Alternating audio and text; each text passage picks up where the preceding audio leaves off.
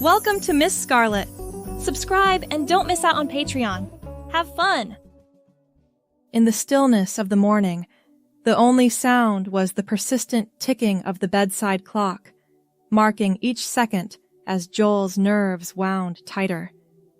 He surveyed his sister's bedroom, his gaze settling on her school uniform, a navy skirt, a crisp white blouse, and a cozy cardigan, resting on the bed, untouched. His mirror image, Emma, lay fragile and sick, her feverish body hidden beneath the sanctuary of her covers. Emma's hoarse voice broke the silence. "Can you pull this off? Are you really going to pretend to be me?" She sounded more doubtful than her twin brother, who was already wrestling with the weight of the plan. "It's our only option if we want to keep our grades," Joel replied, raking his fingers through his fiery auburn hair in a nervous habit.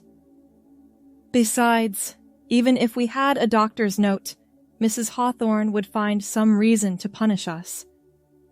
She's had it out for you ever since that incident with the frog dissection." Emma managed a weak chuckle. "Don't remind me. But seriously, Joel, you don't have to do this. I can try to—" "No way!" Joel cut her off. "You're in no condition to go anywhere. Just rest and get better. I've got this." With a deep breath, Joel picked up the skirt. He'd never worn anything like it before, but he was determined to pull this off for his sister's sake. Slipping it on, he was surprised by how light and airy it felt. The pleats swished gently against his legs as he moved. Next came the blouse. The fabric was soft and cool against his skin as he buttoned it up. Finally, he shrugged on the cardigan, completing the ensemble. Joel turned to face the full-length mirror on Emma's closet door. His breath caught in his throat. The transformation was startling. With his slender build and delicate features, traits that had often led to teasing from his peers, he looked remarkably like his sister. A few adjustments to his hair, and the illusion would be complete. "Wow," Emma murmured from her bed. "If I didn't know better, I'd think I was looking at myself." Joel smoothed down the front of the skirt, an unexpected thrill running through him at the unfamiliar sensation.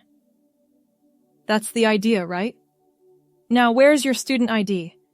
I'll need it to check in for detention." Emma pointed to her desk. "Top drawer. And Joel? Thank you. I owe you big time for this."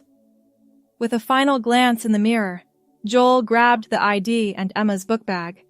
He took a deep breath, steeling himself for what lay ahead. "Wish me luck," he said, and slipped out of the room. The walk to school was nerve-wracking. Joel kept his head down, hyper-aware of the swish of the skirt around his legs and the strange absence of pockets. He'd never realized how much he relied on them until now. As he approached the school gates, a group of students lounged on the steps, laughing and chatting. Joel's heart raced. Would they notice? Would they see through his disguise? He quickened his pace, keeping his eyes fixed on the ground. Just as he was about to pass them, a voice called out, "Hey, Emma! Didn't expect to see you here on a Saturday."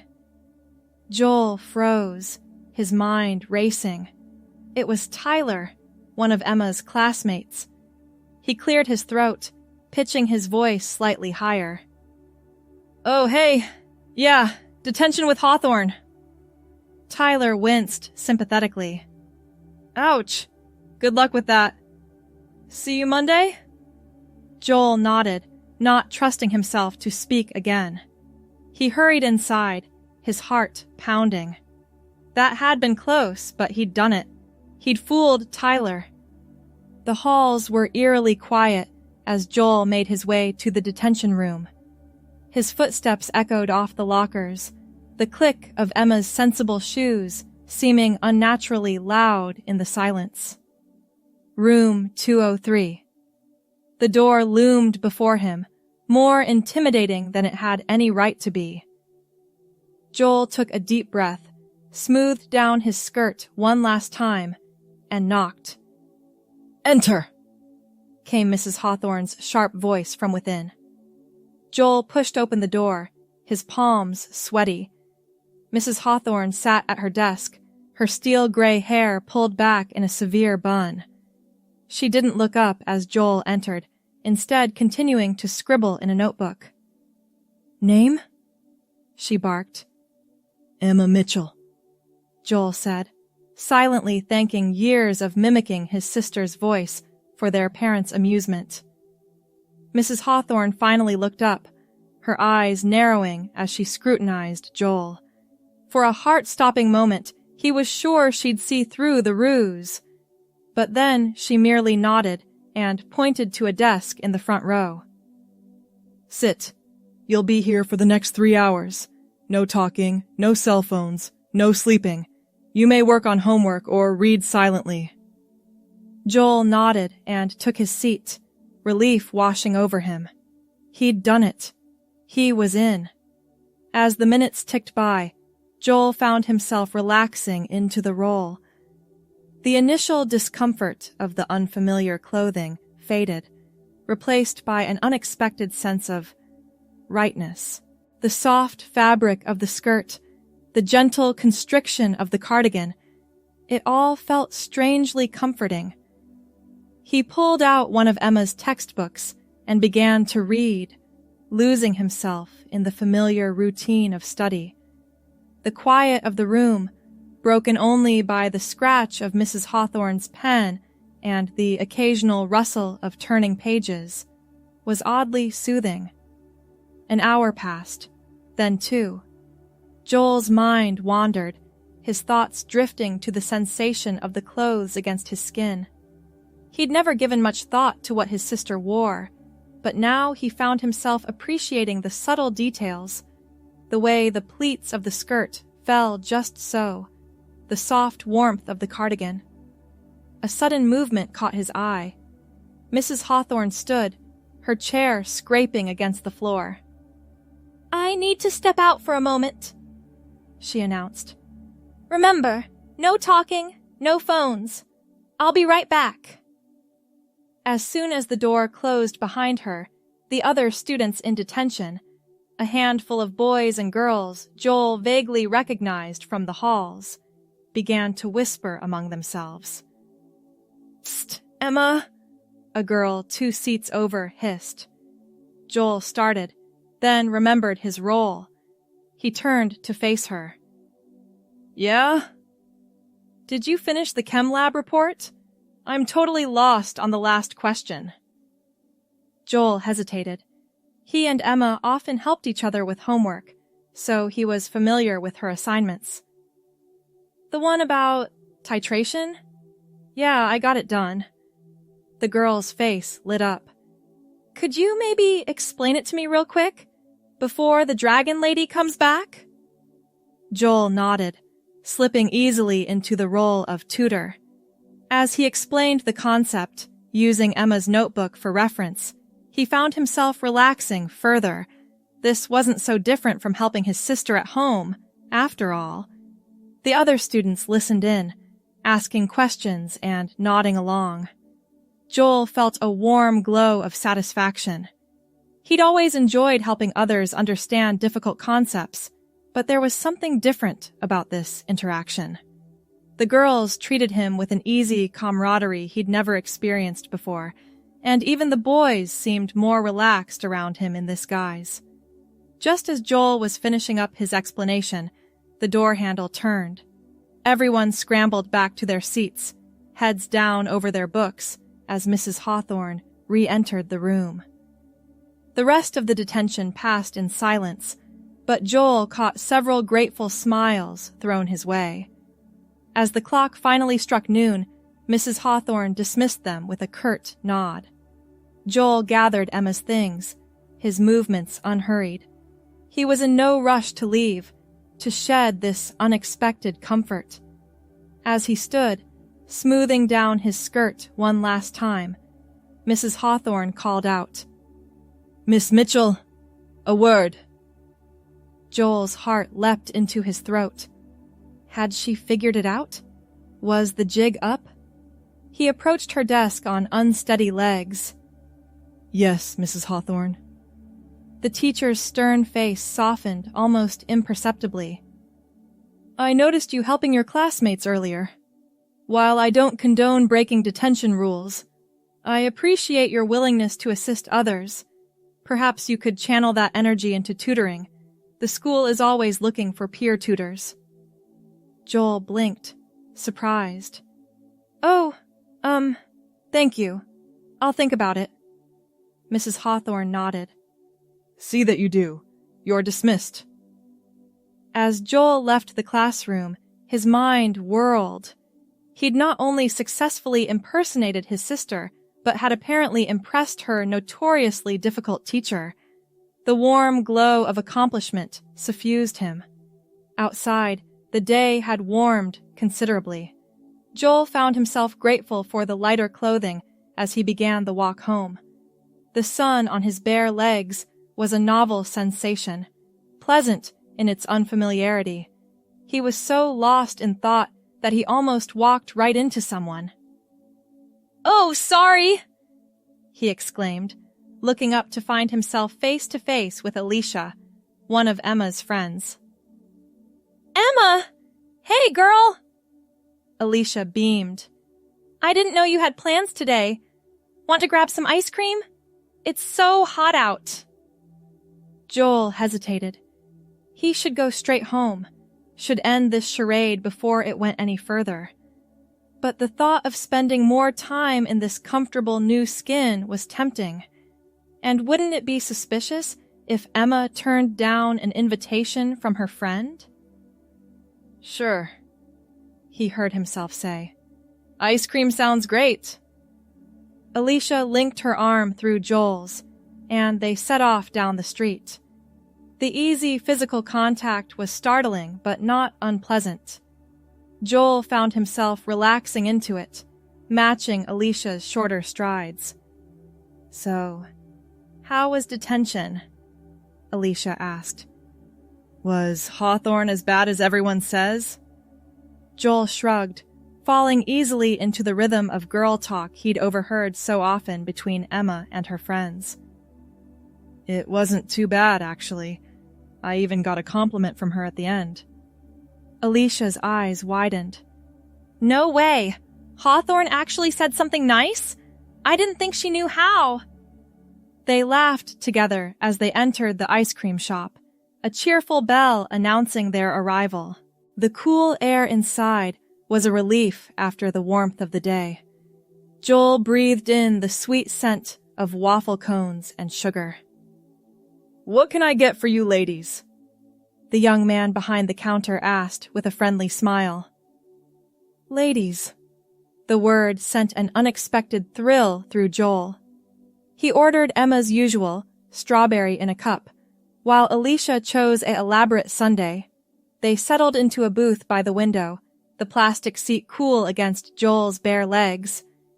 As they ate their ice cream, Alicia chattered about school gossip and plans for the upcoming dance.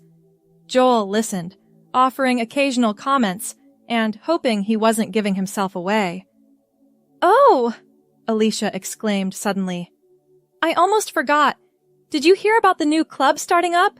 It's like a gender and sexuality alliance thing. I was thinking of checking it out. Want to come with?" Joel froze, his spoon halfway to his mouth. The question hit a little too close to home, given his current situation. I'm not sure," he stammered. "Maybe?"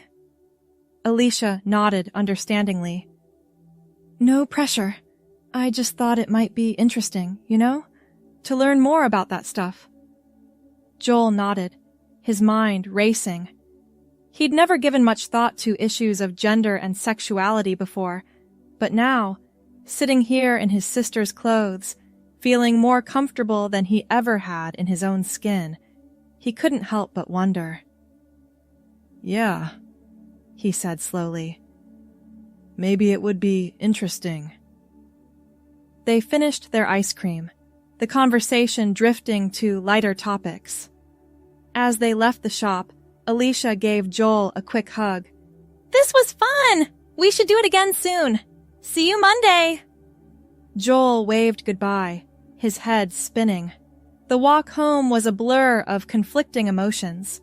Relief that the deception was almost over warred with a strange reluctance to let it end. As he approached his house, he saw Emma sitting on the front porch, wrapped in a blanket despite the warm day. She waved as he came up the walk. "How'd it go?" she asked, eagerly. Joel sank down beside her, suddenly exhausted. It was interesting, he said finally. No one suspected a thing. I even ran into Alicia afterwards and went for ice cream. Emma's eyes widened. "Wow, you really committed to the role, huh?" "Thanks again, Joel. I owe you big time." Joel nodded absently, his mind still whirling. "Yeah, no problem," he murmured. Emma studied him for a moment, her brow furrowing. "Are you okay? You seem different." Joel forced a smile. "Just tired, I guess. It's been a long day."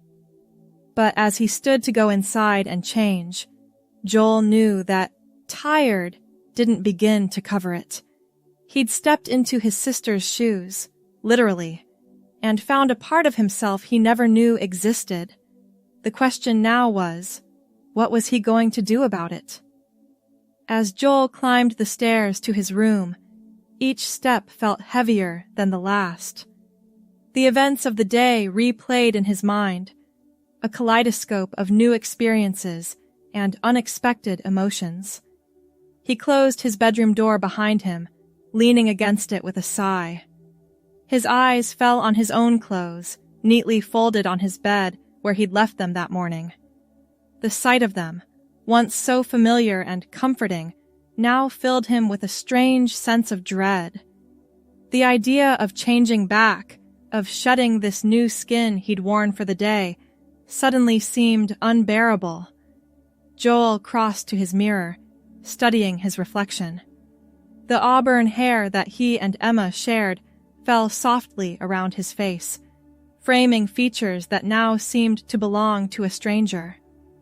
In the navy skirt and white blouse, he looked right, complete in a way he'd never felt before. A knock at the door startled him from his reverie. "Joel!" Emma's voice called. "Can I come in?" Joel hesitated, his hand moving instinctively to smooth down the skirt. "Just a minute," he called back, his voice cracking slightly. He looked around frantically, as if a solution to his dilemma might magically appear. Taking a deep breath, he opened the door. Emma stood there, still wrapped in her blanket, concern etched on her face. Her eyes widened as she took in his appearance. You haven't changed yet," she said, her voice soft with surprise. Joel felt heat rise to his cheeks. I was just about to," he mumbled, not meeting her eyes. Emma stepped into the room, closing the door behind her. "Joel," she said gently, "what's going on? And don't say nothing. I know you better than that." The kindness in her voice broke something open inside Joel. Words he didn't even know he had been holding back came spilling out. "I don't know, Emma. I don't know what's going on. I put on your clothes this morning and it felt weird and uncomfortable, but then it didn't. It felt right. It felt like me, and I don't know what that means or what to do about it." He sank onto the bed, burying his face in his hands. The soft fabric of the cardigan brushed against his cheeks, a comforting sensation amidst the turmoil of his emotions. The bed dipped, as Emma sat beside him. She was quiet for a long moment, and Joel braced himself for disgust, for rejection. But when she spoke, her voice was filled with nothing but love and understanding. "Oh, Joel," she said softly. "I think maybe you do know what it means. You're just scared to admit it." Joel looked up, meeting his twin's eyes. They were mirrors of his own, filled with the same auburn warmth. What if I'm not the person I thought I was?" he whispered. Emma wrapped an arm around his shoulders, pulling him close. "Then you're not. And that's okay. You're still you, Joel. You're still my twin, my best friend. Nothing could ever change that." The tears Joel had been holding back finally spilled over. He leaned into his sister's embrace, letting out all the confusion and fear and unexpected joy of the day. As his sobs subsided, Emma spoke again. "You know, I always wondered why you never dated. Why you seemed so uncomfortable in your own skin sometimes. I thought maybe you were just shy, or maybe gay, but this makes sense in a way." Joel wiped his eyes, smiling weakly. "It does?" Emma nodded. "You've always been more comfortable around my friends than your own. You borrow my clothes all the time for costumes and pranks.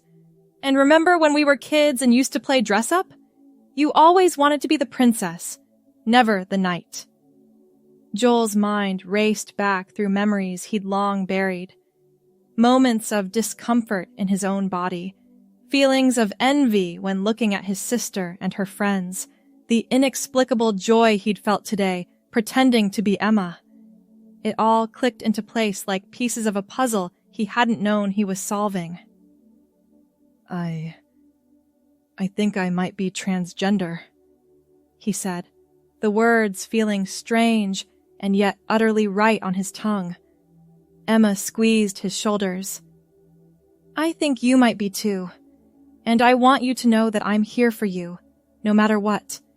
If you want to explore this, to figure out who you really are, I've got your back." Joel felt a weight lift from his shoulders, one he hadn't even realized he'd been carrying. "Thank you," he whispered. "I don't know what I'd do without you." Emma grinned, nudging him playfully.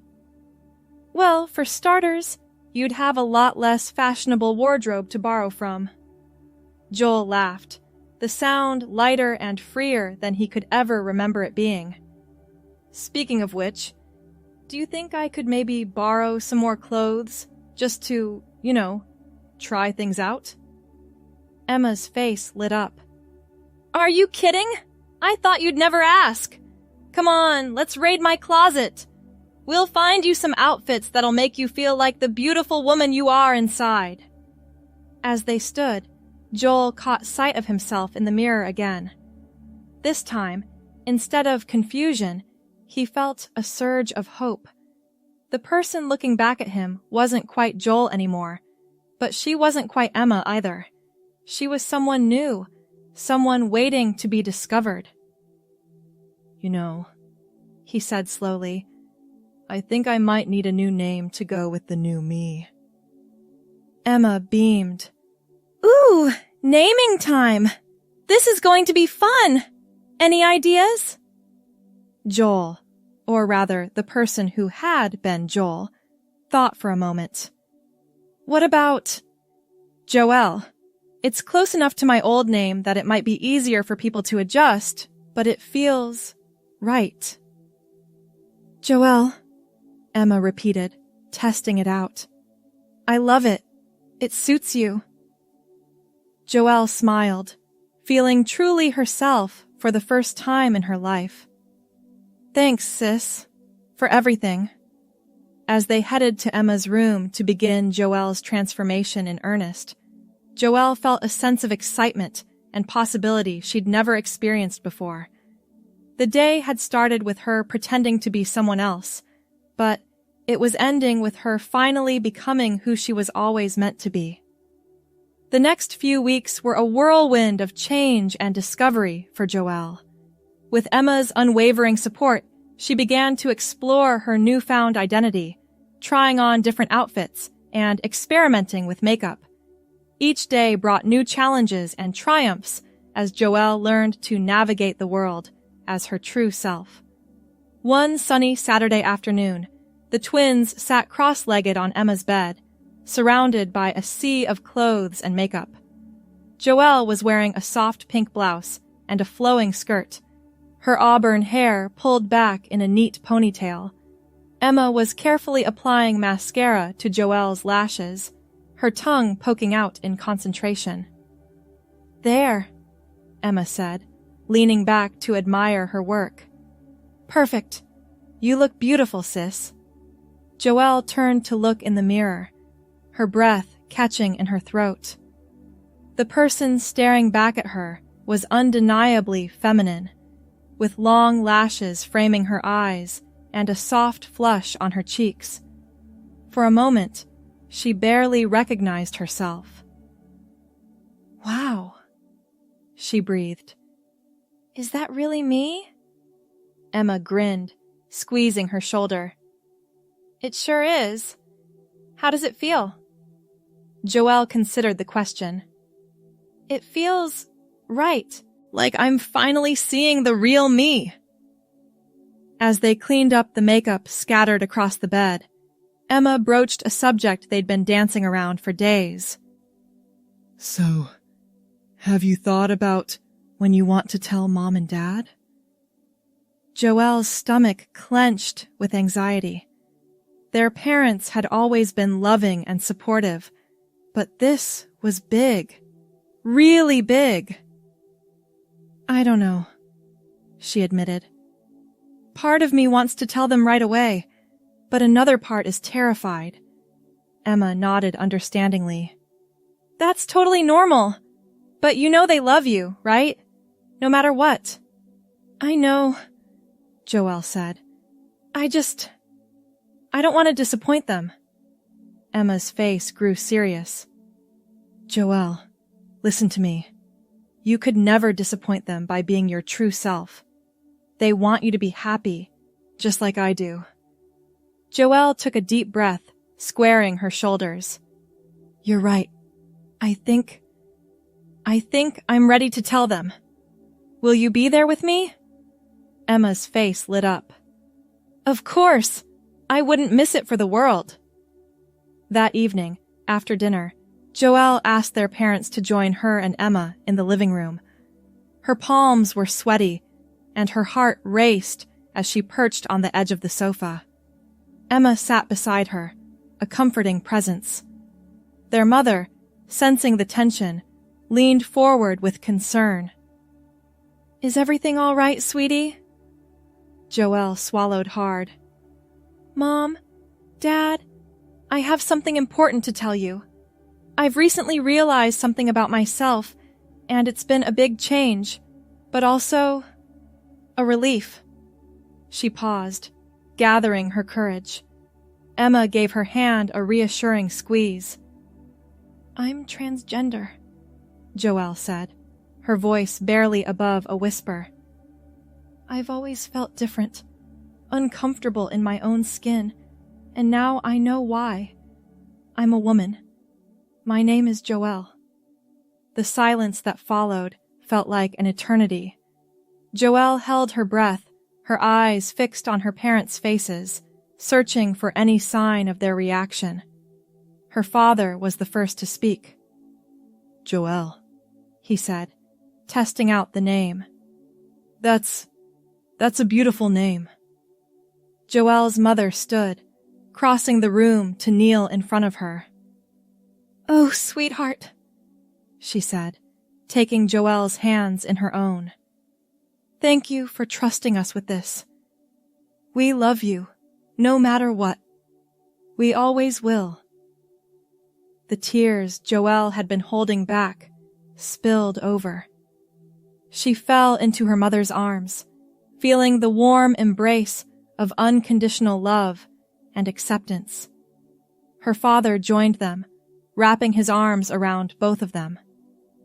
"We're here for you, Joelle," he said, his voice thick with emotion. "Whatever you need, whatever support you want, we're here." As the family embraced, Joelle felt a sense of peace wash over her. She was loved. She was accepted. She was home. The days that followed were filled with conversations, questions, and plans. Joelle's parents threw themselves into learning everything they could about transgender experiences, determined to support their daughter in every way possible. One evening, as Joelle sat at the kitchen table working on homework, her mother approached with a tentative smile.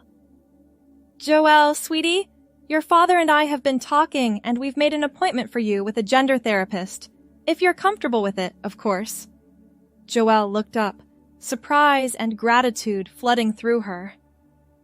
"Really? You did that for me?" Her mother nodded. "We want to make sure you have all the support and resources you need. This therapist specializes in working with transgender youth. She can help you navigate your transition, both emotionally and practically." Joelle stood, wrapping her arms around her mother. "Thank you," she whispered. "Thank you so much." As the weeks turned into months, Joelle's confidence grew. With the help of her therapist, she began to take steps towards medical transition. The day she received her first prescription for hormone therapy was one of mixed emotions: excitement, nervousness, and a profound sense of finally moving towards the body that matched her inner self. At school, Joelle faced new challenges. She decided to start the new semester presenting as herself, which meant coming out to her teachers and classmates. The administration was supportive, helping to update her records and ensure she could use the appropriate facilities. The reaction from her peers was mixed. Many were supportive, some were confused, and a few were openly hostile. But Joelle found strength in the friends who stood by her side, particularly Emma and her group. One day, as Joelle stood at her locker between classes, she overheard a group of boys whispering and snickering. She tensed, knowing they were talking about her. Suddenly, a familiar voice cut through the chatter. "Hey, you got something to say. Say it to her face." Joelle turned to see Alicia standing there, hands on her hips, glaring at the boys. They shuffled uncomfortably, muttering apologies before slinking away. Alicia turned to Joelle with a grin. "You okay?" Joelle nodded, a lump in her throat. "Thanks, Alicia. That means a lot." Alicia linked her arm through Joelle's, just as she had done that day after detention so many months ago. "What are friends for? Now come on, we've got bio to suffer through." As they walked to class, Joelle felt a warmth in her chest. She might face challenges, but she wasn't facing them alone. The months flew by, each day bringing new experiences and growth.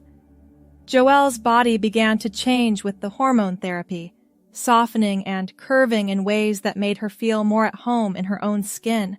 Her confidence grew, and she found herself speaking up more in class, joining clubs, and even considering running for student council.